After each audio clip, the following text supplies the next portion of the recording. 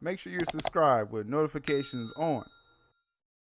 All right, Jules, we're back here talking again about this Netflix Paramount situation, Warner Brothers purchase. And every time it seems like we talk about this, Jules, something swings.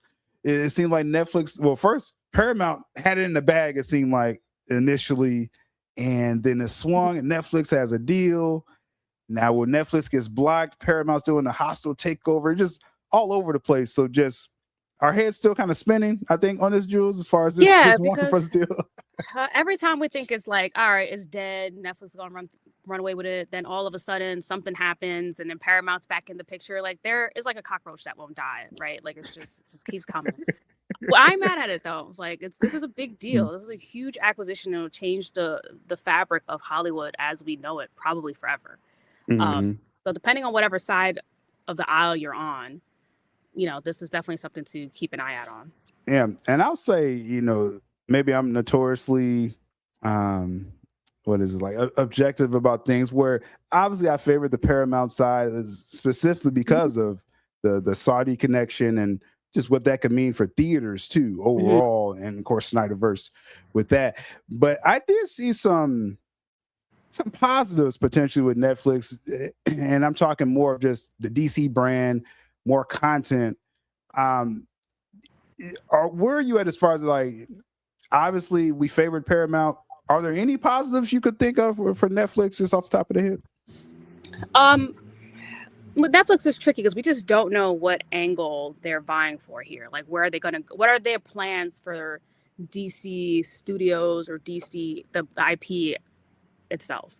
Mm-hmm. Um, some positives I would say. Obviously, Netflix has extremely deep pockets, probably the deepest pockets in all of Hollywood, and they can probably churn out content at a much higher rate.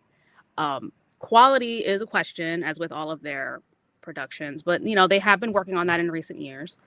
And I feel like if they believe that it's worth the expenditure, that they will put the big bucks behind a project, whether it's straight to streaming or theatrical or a TV show. Mm-hmm. Um, Mm-hmm.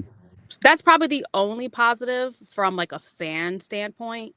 But again, it's just like a lot of question marks. I mean, Yeah. I think there are more cons than there are pros, and I think that's the biggest issue here for should be for everyone. Just taking out and just being completely a neutral, unbiased party. Mm-hmm. Um, that's pretty much where we're at. Yeah, and since you brought that up, this is good to segue briefly about the industry, what they think about this Warner Brothers deal. It seemed very early on, the Directors Guild, the Actors Hmm. Guild, they were, saying like really anybody but Netflix. Right. James Cameron, famously the director of Hmm. Avatar, Terminator, he was like, this is the worst possible scenario if Right. Netflix gets into theaters, right? And then you even got a couple quotes from the great Christopher Christopher Nolan. Yep. Nolan, right? And we're basically he's just saying in so many words, I don't trust Netflix. Yep. And I guess what's your take first with Nolan, where he's saying, yeah, Netflix could basically, I'm paraphrasing, Netflix could promise things that they're going to keep theaters, but I don't know. It's basically what Nolan's saying. I Yeah. really don't trust them. I literally was just thinking about Christopher Nolan right before you brought him up. And it's just like, yeah, exactly. And I think Steven Spielberg just came out with another quote recently. Big players within Hollywood do not want this deal to go through because they see the writing on the wall. This is going to impact them and other creatives more than anyone else. And just obviously the fans will be propagandized to go one way or another for whatever reason they might have. But when it actually comes to the creation of this content and the production of these properties, we really need to take a look at the industry as a whole. The industry is cannibalizing itself right now. What is going to save movies or just save the industry? I don't think that answer is Netflix. I think Netflix will actually contribute to the further cannibalization of films, of TV shows, and just limit everything to be mostly on, streaming. And we don't want that. Theaters are a big component to our culture and our society. And I think it's extremely important that we save it. It's been going Mhm. on for over 100 years. And it's the only piece of entertainment that we have that doesn't involve external factors. You pay for your ticket, you get in your now reserved seat, and you just watch the movie for the next 2 to 3 hours. That's the only peace of mind a lot of us get anymore, right? And then Netflix might take all of that away, or start that evolution of taking it away and making it so niche that probably you think going to the theater right now is expensive? Going to the movie theaters is probably going to be way more expensive if it becomes such a rare commodity. And we do not want that to ever happen.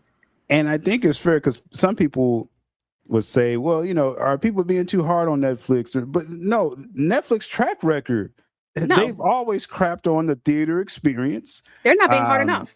You're right. And it's like, so, and even Ted Sarandos, co-head co-CEO of Netflix, he's always been talking down in the past about the theater experience, and it needs to evolve, shorter windows. He tried to walk it back after the deal was announced. Right. But everyone's like, bro, like, no, we've seen what y'all did for 10 years, 15 years, that y'all really ain't about the theater experience. Now, all of a sudden, you get all this IP. You're going to own all the Warner Brothers IP. That's DC, Harry Potter, all this stuff that they have. And all of a sudden your philosophy is going to change. I just like what Nolan is saying, I can't really trust that without seeing it. Exactly. It all goes back to that lack of trust. By doing this, based on his track record, we now know that he will do and say anything to convince people that this acquisition or merger is a good idea. Like, I can't trust anything that comes out of your mouth, my guy. Like, it's not happening. And on the right side, we got on the screen a huge theater CEO. His quote that's floating out there is basically, Netflix has avoided doing business with us, for 15 years. How could we feel it's going to be anything different now? You know what I mean? So the industry, the film, Hollywood is really against this Netflix deal. I think it's that Mark Ruffalo. I don't know where he came from. Well, Mark Ruffalo, he was like going off against whatever Spielberg said. Oh, was it James? I thought it was Steven Spielberg. Probably both, but yeah. But he came out talking against the deal. And again, Mark Ruffalo, he's just a very politicized person. So take whatever he says with a grain of salt. Like, shut up and dribble, that should apply to Mark Ruffalo. Like, I don't care what you have to say. You've been extremely biased for the past few years, very outspoken about your own personal views. And as right now with the state of Hollywood, you're probably not the voice of the voiceless, or the voice that people want to actually hear from right now. So just shut up. Yeah, I think he is looked at as an extreme case of someone who is like, okay, he's not on code with the SAG and and everyone with that. So that's why it's like ignore Ruffalo. Yeah, please. No one don't. He just smile and nod politely. That he'll eventually just shut up. And then he's going to want to roll in a couple years here. And he ticked off the Directors Guild. trying to come out. Through the entire industry, this is not what I want because it doesn't match my political viewpoints. Like, okay, good for you. Like, go. You're lucky you're playing the Hulk right now. This one thing I hate that this is becoming this business deal. Again, about Netflix, Paramount. I hate that it's getting politicized. Now, right. And like literally, it's about the CEO's beliefs. I've never seen this before in business, where it's like Netflix. I'm gonna give them this credit that they do whatever gets engagement. They don't care actually if it's leaning left or right. I'm gonna give them credit on that. And then you have on the other side Paramount, which, again, a legendary studio that's been faltering for the past couple of decades. How are they going to do best for their book of business? And that's to acquire this other legendary studio and merge them and make it an even bigger business that can possibly compete with Disney. No one can compete with Disney right now. And the only ones that can in the future, if it happens, will be Paramount after this WBD acquisition, if it goes through. Yeah, and I think the only knock, because I've liked the Paramount deal all the way up to this point. We may briefly touch on, they got this period right now where they are negotiating again with Warner Brothers, and I think by tomorrow is the deadline. Yeah, where they need to up their bid. Word is they may go up as high as $33 a share. Right now it's at $30, which is a number that we've kind of been saying for them to do for months now. or just go as high as 34 just to blow it out of the water. Because I think I'm feeling a little doubt, because I thought Netflix was going to, do what they had to do, get this deal done, because it's been so highly favored by Zaslav. He wasn't even paying attention to Paramount. He was ghosting Ellison's text messages. It comes off like it was an inside job. Yeah. Yeah. And if you look at it from Zaslav's standpoint, you want to partner with a streamer who knows nothing about the film industry. Right. That's going to secure Zaslav, for probably 20 more years. But if you bring in Paramount, those are people that's in the film industry and they have their own people. You could push out Zaslav quicker with the Paramount deal. As far as with that problem with that. All right. So we'll see how that comes about as far as if Paramount will officially up their bid. The only thing I will push back with Paramount is, because I like everything so far. They promised 30 films a year if they get Warner Brothers. Yes, there'll be some synergies because, again, they got their own people, and that's just a merger. That's just what happens in mergers. Right. People are going to lose their job with that. But if Ellison, if he doesn't hold to that 30 films a year, and I don't see a reason why he wouldn't with getting his IP, that's the only angle where it could be like, okay, this guy knows what he's doing because he kind of promised this. I don't have a reason to not trust that promise. You know what I'm saying? Because he already has the film studio. Right. So Ellison actually has a 15-year track record in the industry. So he might be green behind the ears when it comes to, or wet behind the ears when it comes to the business side of things, like acquiring companies and stuff like that. He's not his father. Right. But when it actually comes to understanding film and the film production methods and all that, he's not green when it comes to that. So, I trust him more than when Netflix promises. Absolutely. What I'm saying? Yeah. So he clearly is someone that actually has a deep passion for this. Does Netflix have a deep passion for film? Obviously not. They not theaters. Yeah. They don't care about theaters. They don't care about continuing that long, great history of what movies have provided humans as a whole, right? Like it was magic when it first, like I've watched documentaries on how when the first movie theaters first opened up and how people were able to see things they've never seen before because again there wasn't mass transit at that time. It was a magical thing, and that's just evolved continuously since then. Now then you jump to Star Wars, people were able to have an idea of what space was like and how the future might be, and then now we have all this technology, we can even take that even further. So I would love to see that continue, and the biggest fear, and I think all the guilds in Hollywood feel the same way, that may disappear if Netflix wins this. Yeah, if you take Netflix own words in the past, like where this is going to trend. Right. They'll do it maybe for the first year, they'll have movies out, and then slowly you start seeing less and less Netflix films in the theaters. They'll eventually go back to that 3-week window that they originally wanted. Now they upped it to 45 to appease the masses, right? And they'll start trimming that down until they just have nothing in theaters anymore, like they do now. I mean, and I think that's a real threat. They tried to. Netflix has really good PR. I'm starting to see some cracks in it now, though. But when that story came out, like you mentioned, the 17-day window, which is 3 weekends, basically. That's the Netflix model. That's going to be the standard probably after 2 years if they was to get this. If they last that long. Yeah. I literally give it a year. A year they'll crank out movies in the theaters and they'll be like, see, we told you we keep our word. And then slowly you start seeing some movies only lasting 3 weeks. Oh, we pulled it out because it's not performing. And they'll give us some bullshit. Yeah. And so, why are people nervous about Netflix? Again, I lean more towards how Nolan is seeing this. And he's like, hey, they don't even have a track record. They are making promises, and I just really don't believe them. That's pretty much what it comes down to. I don't think people are concerned enough about what this really means. Again, the PR machine that Netflix has, they leaned really heavily into the political biases of, the loud people online, and they use that to their benefit. But taking that out of the equation, like, bro, this is going to kill the industry. Like, how is that not the most important thing? And I do think that the Ellisons and Paramount and all the other guilds, and there seems to be, starting to have some synergy and starting to come together and be more public about it. But they need to start making a lot more noise and start pushing back on the propaganda that Netflix is the best for this deal, which they're absolutely not. And so, good segue, because you always give me good segues.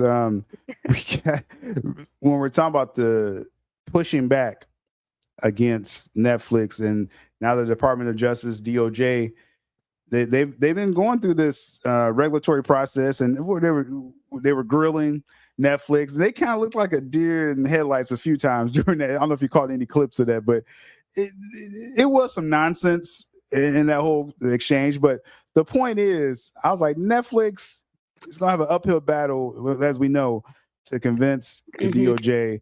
And a lot of people, the initial argument, and I'll just kind of reiterate what I've been hearing with this. But at first, the argument was Netflix said, hey, we're not a monopoly. We're competing against YouTube and TikTok. Now, you flatly, tried to shoot down me believing in that that argument, but it's not that. But I was like, there could be an angle there. They tried, and that's still maybe an open-ended thing. But what I'm hearing is that that's not even going to be the argument. Like, even if they cannot lead with that. Well, they have. They've led with that, right? So, but even if the DOJ bought that, it's not going to matter. That's not going to determine if they're going to get the company.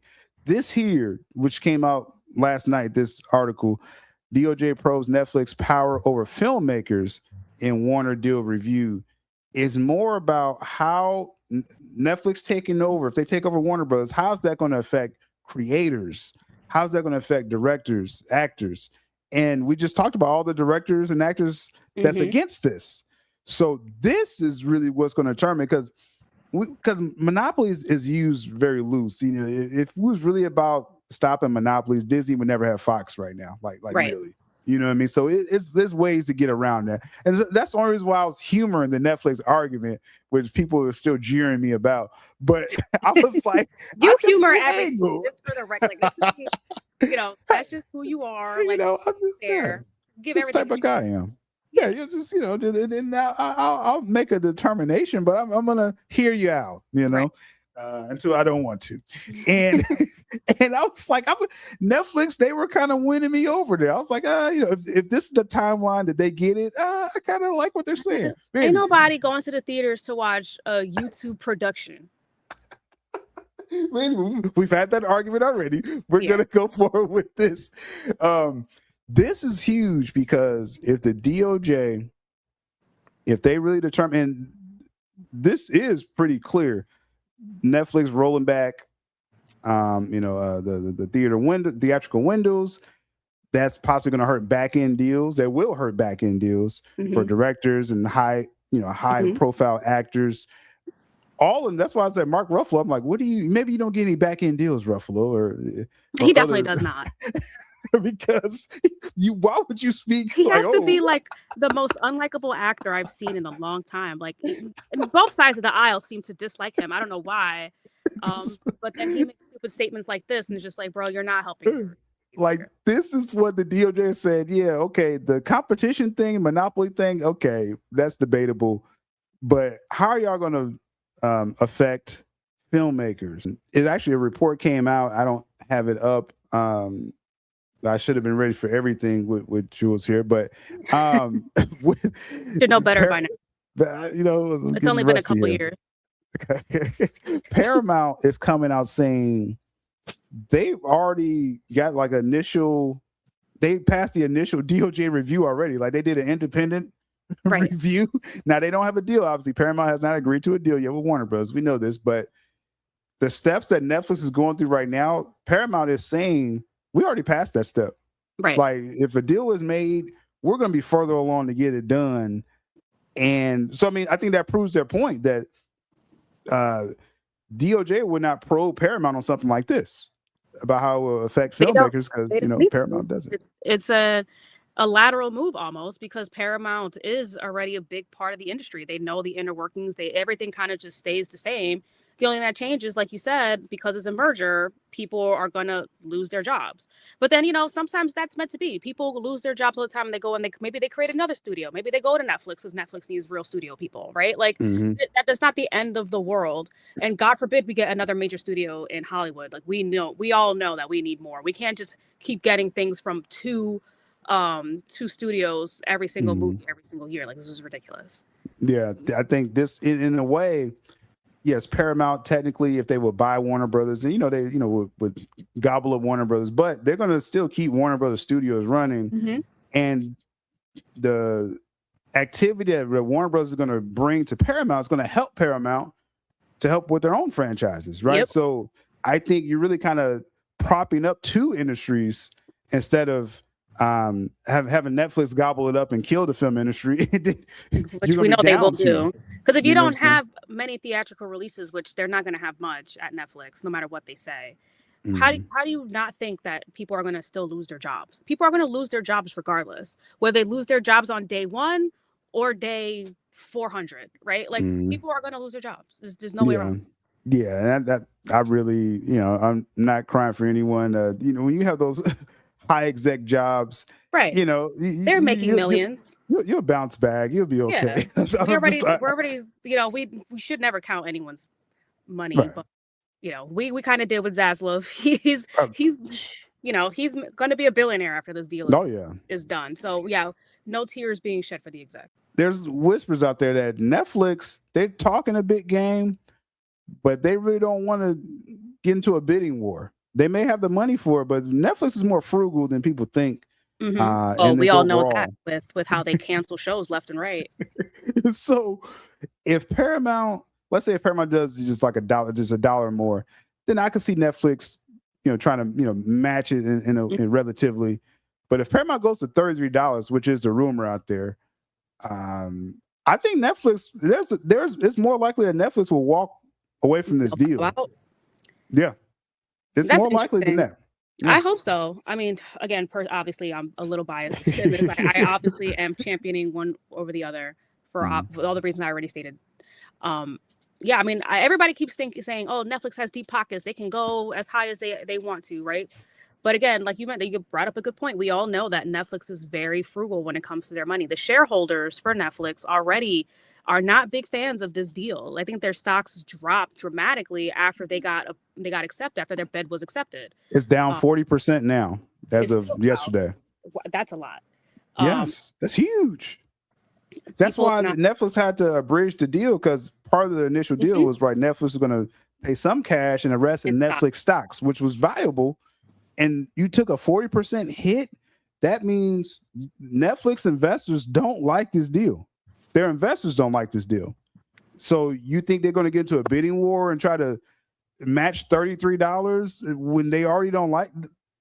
So I'm just saying, it's on the table. That's a great Netflix point. will walk away. If their stocks already tanked by this much because their deal got approved, and then they amended it because then they had to go all cash to match Paramount's offer, which people keep forgetting about. Like, so you kept saying that your deal was better, but then you had to go and amend it to do all cash to match it. So obviously it was not the better deal, which is not. That's another case for the DOJ to make another argument for them, because obviously that deal is not the best for the Warner Brothers, WBD shareholders.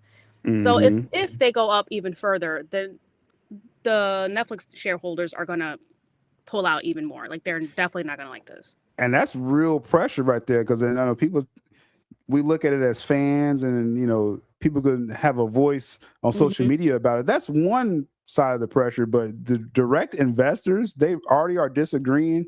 You don't want to rock that boat too much. And really, this is a dangerous game Netflix is playing, that Ted Sarandos is playing, because all that you built up this past 10 years with Netflix, streaming giant, streaming king, you could do no wrong. Even when you was doing wrong, you was doing no wrong to get over 300 million subscribers worldwide. And now you venture into this, and you're down 40%. Like, that's major. Yeah. And so it's kind of the investors are telling Netflix, like, maybe don't keep going down this road, because their value the more literally we're hearing. Yeah, their value literally almost dropped in half overnight over this. It's crazy. Is it worth it? And this is people don't understand this either. People think going IPO is so great. But no, once you become a publicly traded company, the Mhm. company is no longer yours. Your company Right. can fold overnight and leave you with nothing but debt. And Mhm. it's the same thing if you own stocks, right? And then, like, it happened to Oprah. She created the Oprah Winfrey Network. She was, if the company stayed private, she would have been the sole owner, whatever. Mhm. The network starts to falter a little bit, and what happens? She gets kicked out of the board. She has absolutely no say, even though it has her Mm. name. She made the Crazy. company. It's her company, but it's a publicly traded company, which means now she is beholden to the shareholder. It's no longer hers. It belongs to the investors. That's just And like Steve Jobs and Apple. I think they kicked him yep, out early on. exactly. That's how it works when you go public. Exactly. It's very dangerous. And Mhm. Netflix does not want to, they're already risking this, like you said. The last thing they want is to risk the entire company completely, collapsing over this. Mhm.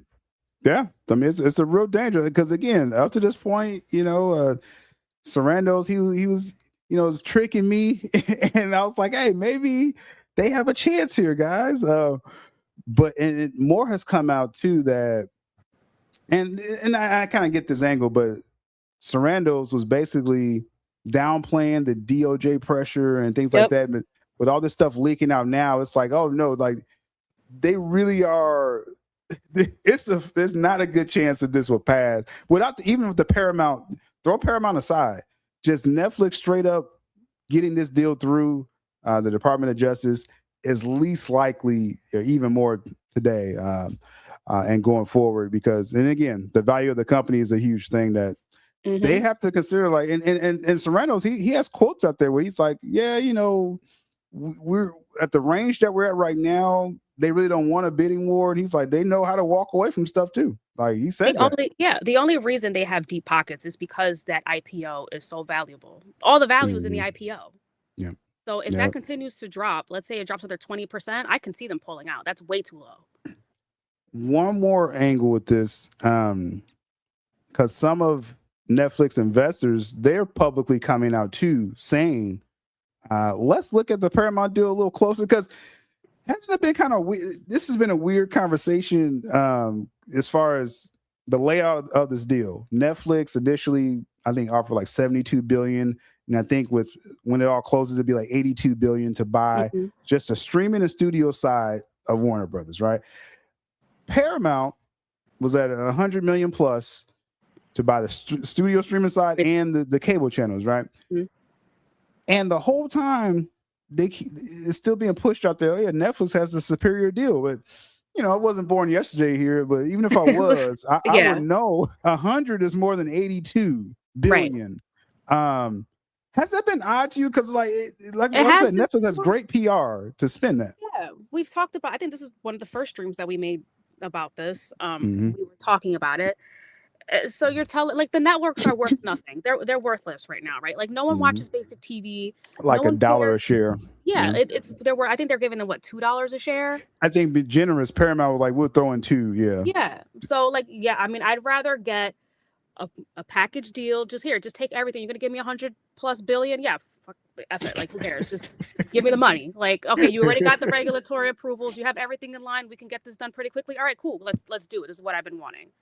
Right. That's why it sounded like the best deal the whole time. It's less work. So if they do the Netflix deal, they'll still have all the cable networks. Then they're gonna have to find a buyer. What if the buyer decides, okay, well, you just got rid of all your leverage. I'm gonna give you 50 cents a share. Mm-hmm.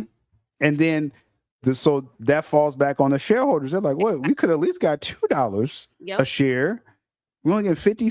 Just for example, 50 Yeah. cents." So if they're really going after the best interest of the shareholder, then this is not it.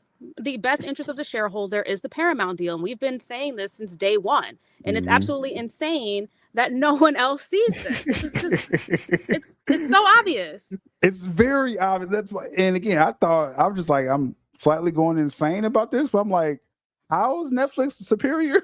Like, how is this? That And it's never an made all sense to me. cash. 100+ Yep. billion all cash, and you're coming back to like, oh, I'm not happy about it because your daddy's not giving us more money and it's not more of his personal money. Like, who cares? The money's guaranteed no matter who's paying it. Yeah, they got the investors all locked in, the sovereign nations. Obviously, Saudi's a part of that. Qatar, Abu Dhabi, and they got it under the threshold where you don't have to doing any extra reviews for them No because audits. they're foreign, foreign investors. So that all they got that all, dotted up and teed It's up packaged as and far as ready with to that. go. Yeah. And then even Larry Ellison, Daddy Ellison was like, okay, I'll put in, I think 40 billion now or something like that. I'll just get the deal done. Like He's like, okay, good. I'll just reach under the couch real quick. Okay, right, whatever. take it.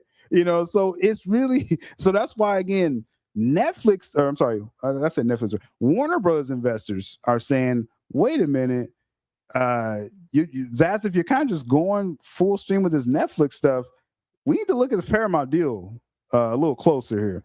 I'm surprised it took them this long to get to that Yeah. point. They should have done it right as soon as the bidding ended. As soon as the numbers came out, he was like, you're getting 82 over 100. It's like, right. Wait a minute, I want the bigger number, okay? And the all cash. And initially it was all cash from the start. Right. With Paramount, Netflix wasn't even. Yeah. Netflix most likely dropped their stock options because the stock just freaking plummeted. How much in the last couple of months? They don't want that. That's another reason. Give me the cash. That's crazy if you think about it too. It's like, because like I said, the deal was going to be some of the Netflix stock, which was very valuable 4 months ago. For it to drop that hard, where you had to be like, okay, my bad, let's take the stock out. Yeah, that's not a good sign. And then again, there's extra probes that they're hitting. This doesn't look good for Netflix. That's my conclusion with this overall. It doesn't. We'll see. I mean, we thought that, swan song, it's over. Netflix got it in the bag. It looked like Paramount was kind of gonna, bow out, especially after the attorney letters went out, and that was embarrassing. Was looking weak. Yeah, David was looking kind of weak for it. It was. But look, it's coming now into there. This is exactly what they were expecting to happen. Once it hit the DOJ, that would put a big halt to the whole process. And that gave them that opening to come back. And that's exactly what happened. So whoever is on the Paramount side and leading this charge, which we do know is a powerful player, and he knows the other people that are in the DOJ and in the whole administration and all these bureaus that are going to be looking at this deal. So they have the right people in place to let them know what to expect and how to play this game. Versus Netflix is going off of vibes. Like, like Zaslav is just trying to figure out how to make the money. Yeah, Zaslav. And again, at the end of all this, Zaslav is going to win no matter what happens with this situation. And if this was a grand scheme to just up Paramount's bid, then hey, I guess well played, Zaslav. I guess it's kind of scummy. But that's why he's the CEO, I guess. You got to be a little scummy to get that job. Paramount has always had the better deal. They still have the better deal, and they may sweeten that deal even more.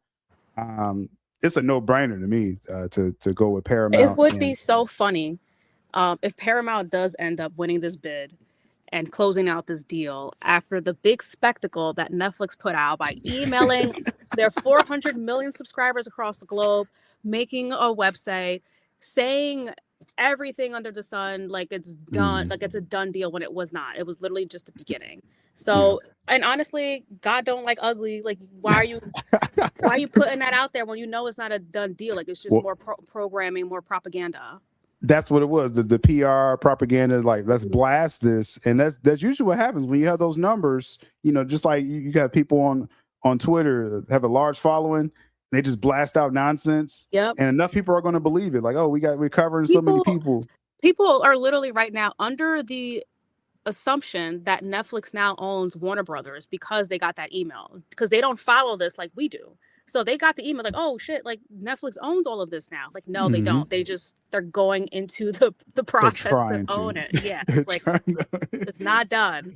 It's not a done deal. And like I said, that was also well played by Netflix though. Like, let's blitz the market with that propaganda. Let's go walk on the Warner Brothers lot. You know what I'm saying? Take some pictures, looking all happy. Sitting there skipping. They were just missing the bathtubs. So hanging there with Zaslav, and they just had the goofiest grins. Right. And it's like, hey, well played, I think, by all sides at this point. Paramount's starting to really step up.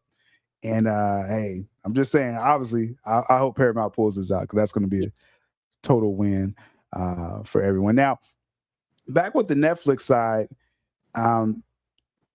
people that's champion the Netflix side, let's just say let's just pretend this uncertainty is not happening, and Netflix likely will get this. Let's just pretend world. And Sarandos has some recent quotes that I want to get your take on, where he was talking about how they do business. And this is an interesting interview. I actually encourage people to, it's the Matt Baloney, The Town YouTube channel. If we've noticed, we talked about Netflix had a couple years ago, quantity over quality was an issue with Netflix. Yep. And then they went through, they cut back a lot of stuff, and they was trying to get more quality. But then they hit like a big spending period where they had the Russo brothers doing films that was bombing on Netflix every couple of years. I didn't even know. Oh yeah, The Electric State was a film that the Russos did, and it has about that. Yeah, it's terrible. I didn't watch it. It has terrible pub, terrible, Rotten Tomatoes score, audience score. Just everyone hates it, and didn't get enough engagement against the money that Netflix paid the Russos for that. Right. And then me and you, we talked at length about how they've been treating Zack Snyder. Netflix, where you're promising the Armyverse. Okay, where's the sequel? Like, okay, no, go do Rubber Moon. Okay, where's the sequel to that? Oh, the animated show, Twilight of the Gods. Yeah, which was amazing. That's gone. It's like, so, and then the latest thing we said with Zack Snyder and Netflix is that he wanted to do the LA SWAT film. Yep. And he said, I needed $100 million to do it. Which is not a lot of money when it comes to film production these days. Right. And giving Zach $100 million, he worked wonders with that. Like that's he can get you 4 movies out of that. Yeah. But it's like literally, but the Netflix pushed back. And then have you kind of noticed too with Netflix, they don't really do a lot of original films. I don't see a lot of original films as much as I used to with Netflix. I see a lot of series, Stranger Things, which is really a films. But it's almost like Netflix is pivoting more to buying content instead of creating original content. And I don't just, have you noticed kind of that trend? Because I really look into it until recently. I'm like, okay, Netflix is great if they buy Warner Brothers, but it's they're kind of keeping that still separate, and they're going to keep kind of doing their frugal thing. That's great observation, actually. Obviously, like you mentioned, they did a lot with like the Russos, and that completely bombed. The stuff with Snyder, people try to debate it, but at the end of the day, it was successful. It was all like in the top 10. All the stuff that he did was on the top 10 recommended on there, or top 10 watched, whatever. And yeah, like their original stuff is all hit or miss. So I'm not surprised that they're kind of going back to what worked for them in the beginning. The philosophy of Netflix was a streamer for things that's on TV, just putting it on one streaming network online. So and this is probably also was driving them wanting these IPs from Warner Brothers, because they don't understand what people really want to see. They have their algorithms and all that, but their algorithm, the data is clearly skewed one way or another, because again, their data is only based on what's on their network, not what everyone else is watching, how many minutes they spend on certain shows on HBO Max, on Hulu, and all these other streaming platforms, Peacock, whatever. So again, that's probably why they really want this deal to go through. Stock price be damned. They need these IPs to help to propel the streamer forward and into the future. Yeah, I think it's definitely the IPs, and then you'll probably see, like in this scenario, you'll see them probably do some original DC movies straight to streaming. Because again, we're not talking about theaters, with this, right? We're talking about, they are a streaming company, and so you give a streaming company more IPs, they're not going to put that in theaters. No, they're going to take some of that, because they're going to be over that. And again, I think they're going to integrate HBO, which is smart, for again engagement. So I bring that up because it's like people that's championing Netflix. I've always said, and when we get to the Snyderverse of this, is that obviously if Paramount wins out, JL2 in theaters, like it's going to happen. Like no doubt in my mind that the Saudis will get that done. Well, on the Netflix side, I never was like, restore the Snyderverse on Netflix. Like I 3 years ago, I think me and you admitted, like, a couple years ago, if Netflix was going to by Warner Bros. And meaning DC as well, we're restoring the Snyderverse on Netflix Immediately. There's no doubt. But now, what we've seen how Netflix business has changed. If people remember, Scott Stuber was there a few years ago. Was a big fan of Zack Snyder. That's how you got Rebel Moon and everything. He's gone. You got Dan Lin in, and people think Dan Lin hates Zack. I don't know. We all know about Dan Lin and his comment. Well, he hates the fans probably. But that's still part of it. It's so that frugal approach. They didn't want to give Zack Snyder $100 million to make LA SWAT. So I'm not confident, even if Netflix closes this deal, that I was like, we may get like a Nightmare series. Hopefully, I was hoping something could happen. Yeah. I would take that. But we got these comments here. I want to play this and get your thoughts on what Sarandos was talking about past deals, because again, all that was kind of to set up what he's about to say. But it's like when you had Scott Stuber there a couple of years ago, they were spending big money. If you remember Red Notice with The Rock, Ryan Reynolds, Gal Gadot, they spent over $200 million to make that film. Now that was the #1 film ever on Netflix, but in an engagement, they never made that sequel because that costs a lot of money, having all these people involved. Yeah. Just for a streaming film, right? So if you think you get a JL 2, 3, 4, 2 and 3, Netflix ain't spending the money for that.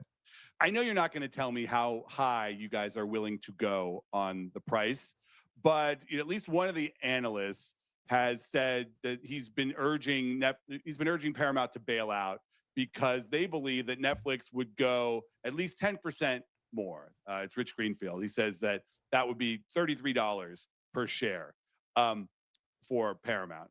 Are you willing to raise your bid? In our history, we have always been very disciplined buyers. We're really good at measuring the value. Except when it comes to the Russos or Zack Snyder. That's a shame. I don't know where that came from. First off, throwing shade for no reason. That was just, he was waiting to be like, he really was. Look how happy he looks. Those names. That's a real goofy hater with that. But again, a few things they just already said there, and we'll get his answer for everyone here. But willing to go up to $33. That's probably why that number's floating around at Paramount's actually playing this smart. They're saying, okay, we'll go to 33. We can do more. But if we go to 33, will Netflix really match it? Because if they do, then we can go higher even than 33, right? So that's starting to kind of make sense why that number 33 is out there. But as far as again the spending of Netflix, here's his answer with this. But we won't get into that. They were based on the potential for engagement. For sure. Yes. And in those models, we've walked away many times when we needed to. Now that's the clip right there. When we talk about the Russos, the Electric State, again, that totally bombed. It was well publicized. It was an embarrassment, actually, how bad that film did with viewership and engagement. And with him, again, the interviewer throwing in Zack Snyder and that as well, too. People will say, well, wait a minute. They're not letting Zack finish his films, LA SWAT as well. How does that land with you? Is this Ted Sarandos saying, well, yeah, we're not trying to spend like that anymore? That business model, just how did that land with you? Yeah, I mean, I think they're being more careful. One thing that I took from it that I'm probably making a big deal about it, or that I'm focusing on, is how he said they look for what gives them engagement. Because again, they're a streamer, so they don't need to rely on box office numbers. All they need is for people to talk about it, and then that talk almost always eventually leads to views, because whether you're watching it out of curiosity because everyone's talking about it, or watching it because you like the IPs or the creators, you're getting eyeballs on that. And that's really what Netflix is about. But him being frugal, and then another thing he said was when they have backed out of deals before. And of course, immediately people jump to like, oh yeah, well, Rebel Moon 2 and 3 or whatever never got made. Twilight of the God, like the Zack Snyder projects, the Russo projects that this guy brought up. But no one also talks about the things that never made it to production, which again goes back to his engagement comment. after Game of Thrones before Game of Thrones ended, the writers of that show, DB whatever those two guys' name, I don't DB Weiss and the other guy, yeah, I just got it out of my brain because I hate them at this point. But they got a massive deal with Netflix and Disney. And yeah, they let them, and they continued on with it. They let them create a show, which I think you know the name of the show that it became very popular. But I don't think they've done much more after that. They haven't given them that blank slate that they seemingly would have gotten when before the final season of Game of Thrones hit, when everybody thought they were going to be like the next big guys and next big players in Hollywood. So yeah, like what he's saying is, one, they have to pass their test, which is, one, is it getting engagement online on social media, and is it going to get eyeballs? That's really all they want. And it's like I said, on my platform, sometimes I have those conversations people are uncomfortable with facing here with the relationship with Zack Snyder and Netflix. We've been talking about it almost every show at this point. I'm just reminding people, Netflix has stopped following through with a lot of. Now, I'm not saying they're done with Zack. I'm not saying that, but if you connect what he's saying here, as far as the cost is they determine that because they expect engagement. Now, also too, because Rebel Moon 1 and 2 did do great as far as viewership, especially compared to Electric State. Like again, that was really panned pretty hard, and just people weren't even watching it as much either. So you didn't get that engagement. Where Netflix messed up with Zack Snyder, and we've talked about this several times, is how they tried to roll out the director's cut in a terrible fashion with that, and next to no promotion. And so by the time those films came out, you didn't have that awareness. You didn't have this engagement that he's talking about for the director. The superior cuts of the film. In no world, why would you hold on to a superior? Well, it's also really stupid because it's one thing. They had like 4 versions of Rebel Moon, right? They had like the PG cut, then you had like the rated R cut, and then you had the director's cut, and God knows what else. It's part 1 and 2. So he made the 2 films PG, and then the director's cuts of those 2 films. Yeah. Okay, and but that's like way too much. Like you don't need to make 2 at most. Like put 1 for the kids and 1 for the adults, the director's cut. And that's it. Instead, they're trying to capitalize on the Zack Snyder's Justice League director's cut, Snyder cut thing, right? Which at the end of the day was really championed by the fans, and that had its own monster and its own reasoning for existing, which did not apply to Rebel Moon. We don't need a theatrical version and a director's cut for every single film, especially for something that's like Netflix, where you can just. Here's the master cut, like this is the only one that you need to watch, right? Like instead they want to get greedy and try to get people to watch multiple things for engagement. See, he's telling you right there. Yeah. Right, exactly. That's all he cared about is the engagement. And it blew up in his face. Yep. And unfortunately, instead of them getting the brunt of the negative feedback, Snyder is. So now you have people attacking him when this was really their rollout, which was the issue. Exactly. And that's were in him saying these words and kind of saying, hey, we know how to get out. Mostly if we're talking about any shade here, first the interviewer is throwing a lot of shade right there, but it's mostly for the Russos. And I say that because again, that Electric State film, which I have not seen, it did come out. It did like 25 million views, which did top that first week. But that's like a low-end top film, and they spent over $300 million. Netflix spent over $300 million to make the Electric State. That's why that's a crazy amount of money. Yeah, Rebel Moon. Everyone knows that they gave Zack Snyder $166 million, and he made all 4 of those cuts for $166 million, and he got nearly the same viewership that Electric State. Again, they got double the money that Zack Snyder had. So Zack Snyder, I think, has gotten caught into this backlash of spending that Netflix did. They're trying to cut back drastically. I just think, once again, Zack Snyder, he gets kind of caught in these weird transitions. These bad positions. Yeah. And so I don't trust Netflix. Just like Christopher Nolan saying, Netflix can make all these promises. I don't trust them. If they were to win this, to be like, oh yeah, we're going to, make JO2. I don't think they're going to do it. I'm just going to say it. And this is the thing, the problem with these purely streamer sites or whatever, producers. So what drives theatrical, right, is the box office, the money that people spend to go to theaters to watch these movies, to buy the physical copies, to pay for rentals, online rentals or whatever, and then renting it out or leasing it to the rights to whatever streamer to have it on their platform for a number of months or years, whatever it might be. Netflix isn't beholden to any of that. They are just making content so that they get more subscribers. So it doesn't matter how many views they get on one particular thing. We've seen great shows get canceled, even though they're very popular. If it's like a timing issue, they just don't want to spend the money.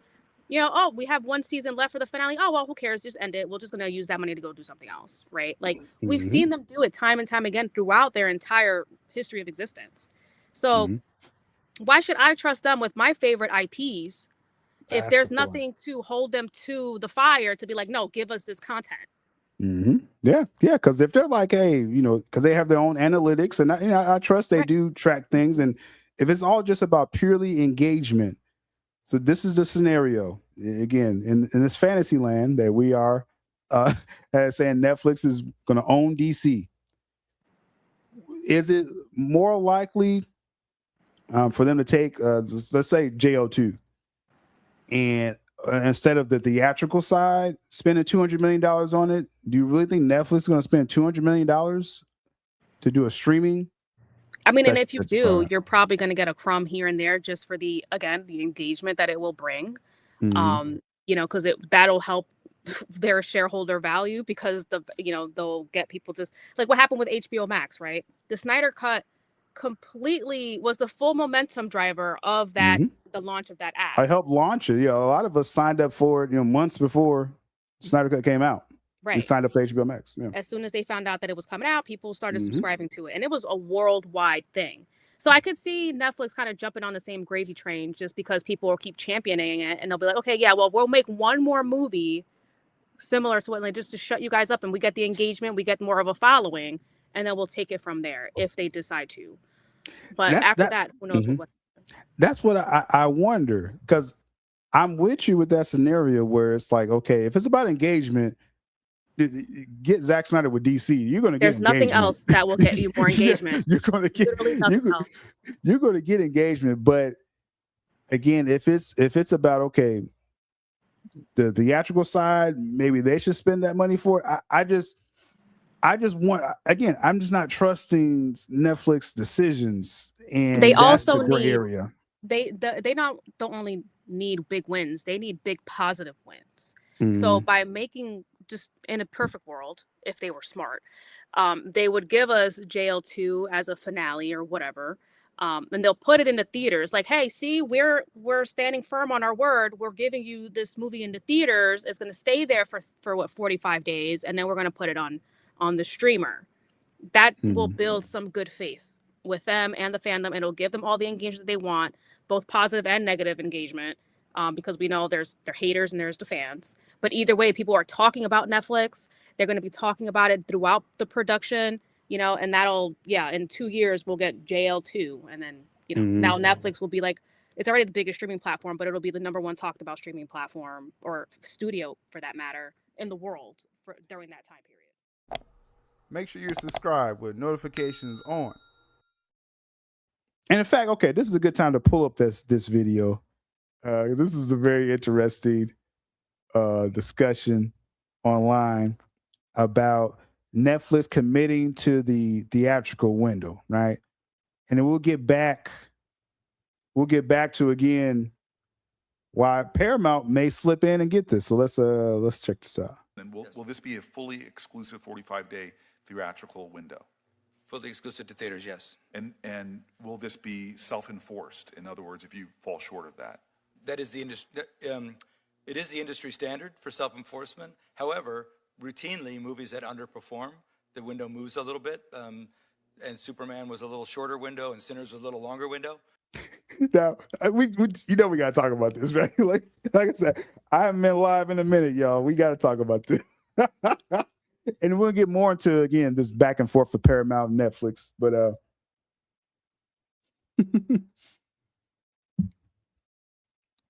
So a lot of people made a lot about this statement that Sarandos. I mean, he said it himself, right? This isn't, people was all over the place, very polarizing takes on all this. I'm just going off of Sarandos' own words here. Routinely, movies that underperform, the window moves a little bit, and Superman was a little shorter window, and Sinners was a little longer window. I mean, I don't. Does this mean did Superman bomb? Did it flop? Well, no, I mean, like, I want people to grasp this, right? Because again, when y'all come here, we talk about CBM Geek Entertainment Analysis, objective and nuanced. It's not just black and white here, right? This is you gotta really listen to what he said in a nuanced way, but also just, common sense. If Superman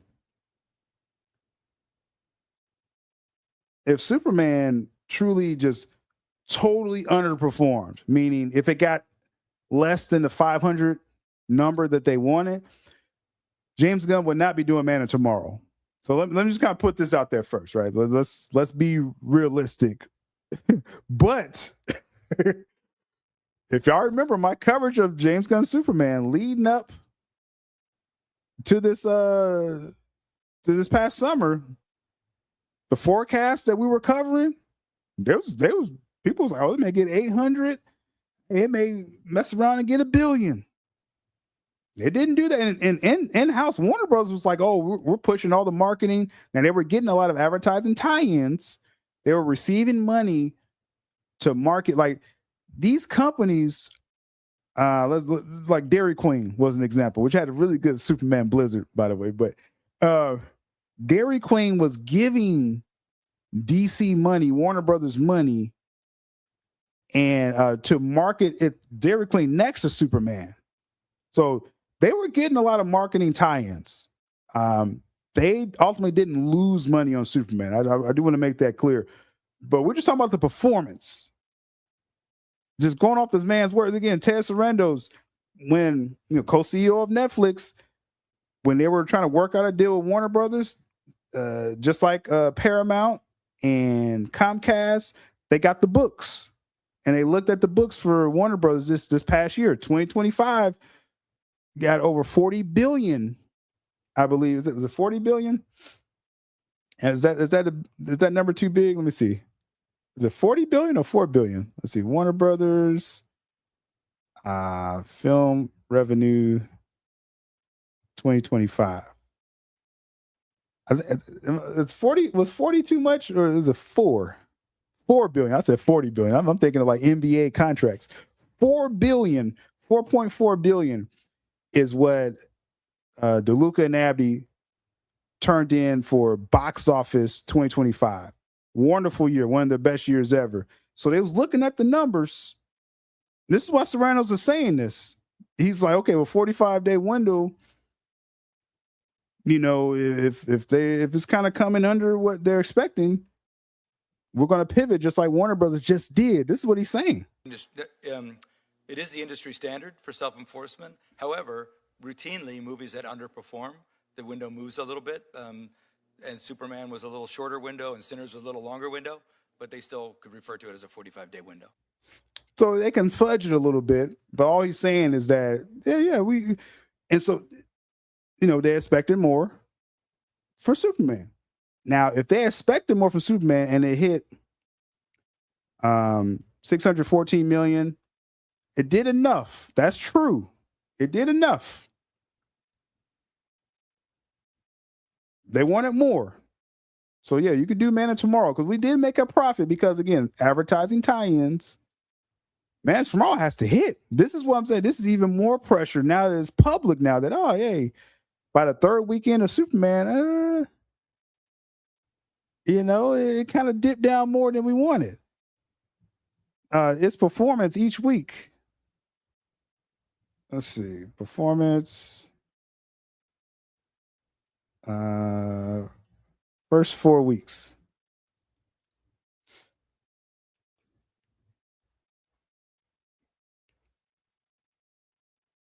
Opening weekend. Domestic, what did it do? If you include the previews, I think what it got like, did it get 125? I think it's opening weekend 125. Let me actually do the weekends. Okay, I got it here. So 125, great start for Superman. I was, again, just in real time, I was like, hey, this has a chance to make a little money. Second weekend, just a 53% drop, nearly 60 million. Great. What they wanted was, again, the legs to even go further with this. And that's what it nearly had, a 60% drop its third weekend. What you really wanted, and this is to compare anything to Sinners is not fair. Okay, Sinners, it had like 46 million the first week. Second weekend, it had over 40 million. It barely dropped. You never see, Sinners is an anomaly. So it's kind of not fair that Sarandos even compared Superman to Sinners. That just wasn't a fair comparison. But second week drop was great. That was a good hold, 53%. And then you had that 60% drop its third week. And that's when it was like, what we can do is pivot this to have it on digital, because Peacemaker's coming out. That's how they tried to kind of spin that. The third weekend, it didn't hold like they wanted it to do. Right? That's just the bare facts with that. And it does put more pressure on Man of Tomorrow. So I wanted to make sure I addressed that video, because that clip was out there. People was going crazy over this. So that is what it is. Sarandos, he saw the books. That's why he was able to say, to comment on this performance. But let's get back to the Paramount Netflix